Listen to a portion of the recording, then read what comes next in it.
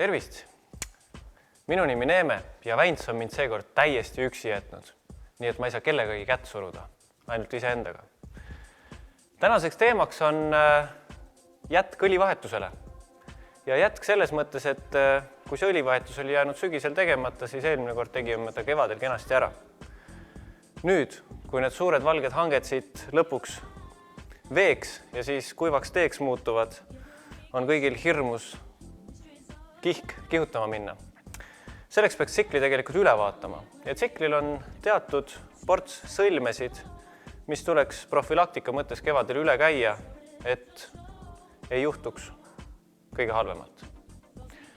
Ja ma olen siia laua peale kogunud sellise täiesti elementaarse kodugaraažis kindlasti leiduva võtmeportsu, mis siis sisaldab endas lehtvõtmeid, ühte väikest padrunikomplekti, taskulambikese leiab ka kindlasti keegi, igaüks kuskilt, ja ühe vast natuke vajalikuma vidina, milleks on trossiõlitus vidin selleks, et teie enda elu lihtsamaks teha.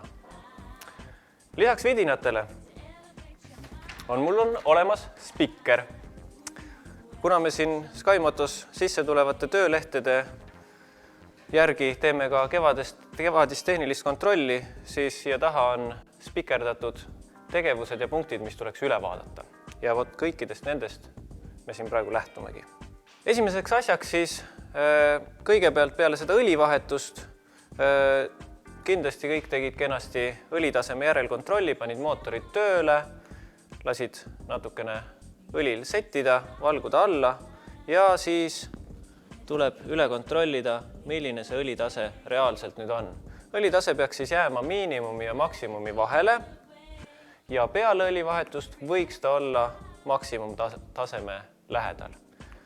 Ületäitmist ei maksa kunagi teha ja kordan veel kord, hooaja jooksul õlitaset kontrollides on väga hea, kui ta on miinimumi ja maksimumi vahepeal, mitte midagi ei tasu karta, kui ta on sealt maksimumist 1-2 mm allpool. Nüüd vaatame tsikli üldiselt üle. Mis sõitma minnes on oluline? Vaataks kõigepealt üle juht- ja signaalseadmed.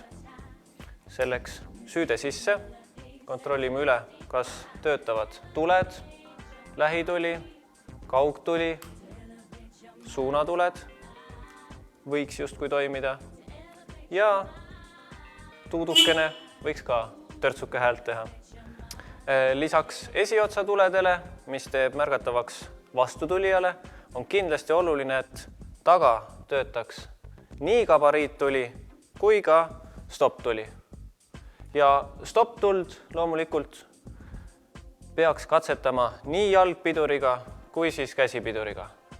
Kõige olulisemaks, mis kõige rohkem kulub, on loomulikult rehv ja eelkõige tagarehve.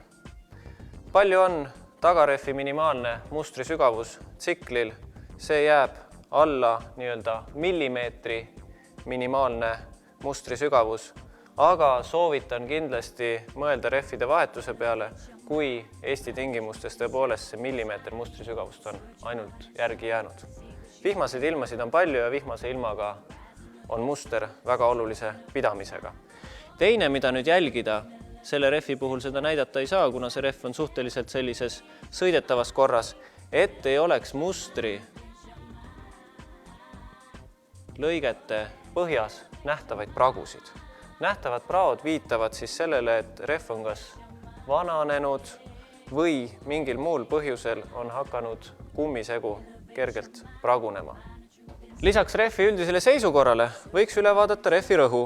Selleks leiab igaüks kodust või kui ei leia kodust, siis leiab tanklast manomeetri ja rehvi rõhk siis peaks vastama konkreetselt tsikli margile mudelile. Reeglina tänavasõidutsiklil on esirehvis rõhku veidi üle 2 ati ja taga veidi üle 2,5. See on selline jäme soovitus olenemata margist ja mudelist. Liiguvad nad lausa peaaegu 2,9-ni ja leiab ka tsikleid, millel on soovituslik 2,2 näiteks taga. Konkreetsel tsiklil leiame praegu rõhuks siit veidi üle 2 tagarehvis, natukene peaks siis juurde panema ja rehvi rõhku kontrollitakse alati külmalt, mitte soojaks sõidetud rehviga. Järgmiseks kuluosa grupiks siin tsikli tagapool on kindlasti ketikomplekt. Ja kui ketikomplekt on normaalses konditsioonis, siis kindlasti peaks üle kontrollima keti pingsuse. Antud tsiklil on see ketilõtk natukene liiga suur. Tänava tsiklil on ta siis kondlis või kondlita paik. Võiks see ketilõtk olla kuskil 1,5–2,5 sentimeetri ulatuses.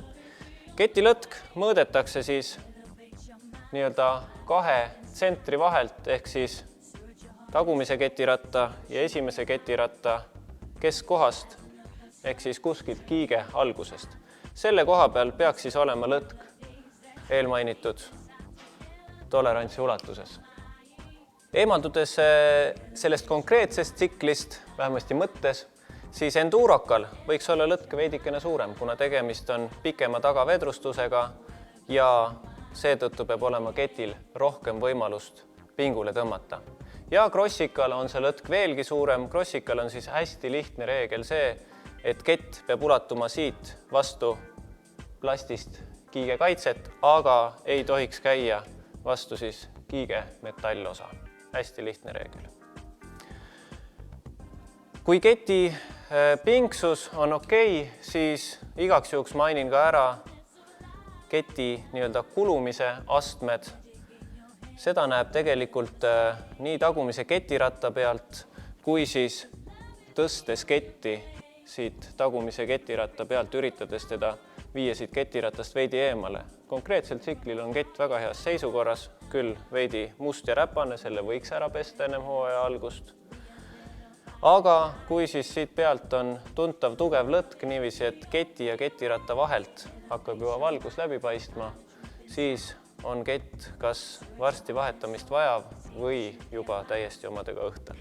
Nii, ma olen vahepeal võtnud kõrvale uue doonori, lihtsalt selleks, et kaameraga saaks paremini näidata. Siis vaatame üle piduriklotsid.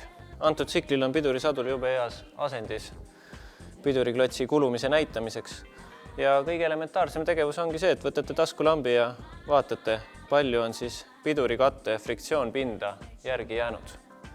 Friktsioonpinda peaks olema järgi minimaalselt 2 millimeetrit. Kui on alla selle, siis on soovituslik piduriklotsid ära vahetada. Ja piduriklotside juurde, kui te olete juba läinud, siis katsuge aga piduriketta seisukorda. Pidurikettal ei tohiks olla sügavaid tuntavaid tsooni sees. Nii, oleme tulnud järgmise doonori juurde, neid on siit järjest võtta. Siin me saame siis ära näidata, milline on piduriketas, mille vahetamise peale inimene peaks hooaja alguses või vähemasti hooaja keskel mõtlema. Tegemist on siis pidurikettaga, kus on sügavad sooned sees, isegi suplerid peale pannes on näha, et siin soone sügavus jääb pea juba 0,5 millimeetri ulatusse. Ja teine asi, mida tegelikult piduriketta puhul võiks mõõta, ongi piduriketta enda paksus. Piduriketastele on peale kirjutatud minimum thickness ehk siis piduriketta minimaalne paksus ja kui see piduriketas on kulunud ja läheneb juba sellele minimaalsele paksusele, siis võib juhtuda halvemal juhul see olukord, et kuumaks ajades ja veelombist läbi sõites tõmbab ta mingi hetk kõveraks. Väikse mõõtmise ja saame tulemuseks 5,1 millimeetrit. Siis 5,1 millimeetrit on selle piduriketta pidurdus nii-öelda ala paksus ja peale on kirjutatud minimaalne 5,5 millimeetrit. Nii, ja kui nüüd juba näpud õliseks tehtud siin keti ja pidurimajandusega, siis ennem kui me siit tagaratta juurest eemaldume ettepoole, võiks üle kontrollida ka ratta nii-öelda loksutamise meetodil võimalikud lõtkud ja ka tagakiige. Lõtku võttes siis ütleme kinni kuskilt raami osast ja kas rattast või kiigest, et ei oleks kiigelaagrites, mis asuvad siin selle punni, selle katte taga mingisugust lõtku sees. See lõtk siia tekib tavaliselt sellest, et see on koht, mida ei osata määrida. Ja selle peale ei tulda, et seda nõellaagri komplekti siin tuleks määrida. Pääseb niiskus sisse, hakkab roostetama, hakkab kulutama. praegu on väga hea näha sealt, vähemasti minul on näha, võib-olla ka kaameral, et tagaamort konkreetselt tsiklil näitab teatavaid lekkimisi märke. On siin mingisuguse õlise lägaga tegemist, järelikult tagaamordi simmerid annavad kergelt kuskilt läbi. Tagaamordiga on see paha lugu, et tagaamort nii-öelda tehase andmetel on tavaliselt mitte remonditav, küll aga on seda võimalik siiski sellise umbes 1000–1500 krooni eest remontida siin Eesti tingimustes. Leiab 2–3 pädevat inimest, kes selle amordi väga hästi korda teevad. Nii, nüüd me oleme suundunud tsikli tagaotsa juurest ettepoole. Esiots on selles mõttes suhteliselt oluline, et kui tagaotsas on nii-öelda jõud, mis paneb selle tsikli liikuma üle siis kett või kardaan või mis iganes ülekande, siis esiots on see, mis paneb selle tsikli pöörama. Ja esimene asi esiotsa juures, selleks te peate esiotsa saama maast lahti, mis iganes nii-öelda meetodil, kas viisakamal või mitte viisakamal meetodil, kui kellelgi ei ole sellist pukki kodus, saab hädapärast hakkama kodugaraažis ka telliskividega, mille peale panna puidust laud, et seal all midagi ära ei kraabi. Ohtu siit leegikatest tõstmisel üldjoontes tsikli puhul ei ole, et midagi ära lõhuks, sellepärast et raskuskese on piisavalt keskel, selleks et ta tuleb ainult kergelt toetada siit alt. Esimene asi, esiratas võiks keerelda suhteliselt vabalt ja peale seda, kui on hoog sisse lükatud, võiks ta teha tiiru või paar kindlasti. See siis garanteerib, et ei ole viga laagrites, mis on mingil põhjusel kinni jäänud. Pidurisadulad, kus asuvad siis piduriklotsid, täpselt sama kontrollimeetod, nagu näitasime ära tagapiduri puhul. Ja piduriketastel samamoodi võiks üle vaadata sooned. Esipiduriketastele ei tule nüüd selliseid sügavaid vorpe sisse, nagu nähtud tagaketta puhul. Pigem kipub esiketas lihtsalt kuluma õhukeseks. Kui me oleme juba esihargi juures, siis tuleks üle vaadata ka amordi tööpind. Amordi tööpind on tänavarattal umbes nii palju sellist aktiivset tööpinda ja siit sõrmega üle tõmmates peaks sõrm jääma kuivaks. Kui sõrm läheb õliseks, siis tõenäoliselt lekivad amordisimmerid ja kevadel paljud avastavad, et just üks amordisimmer on hakanud lekkima. Küsime kumb ja enamus vastab vasak. Vasak amordisimmer sel põhjusel, et paljudel on tsikkel talvel küljetoe peal ja külgtugi asub tsiklitel vasakul pool.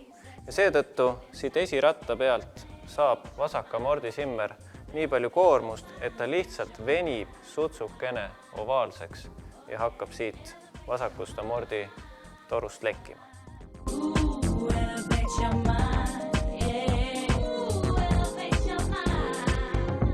Elevate your mind, find the truth inside.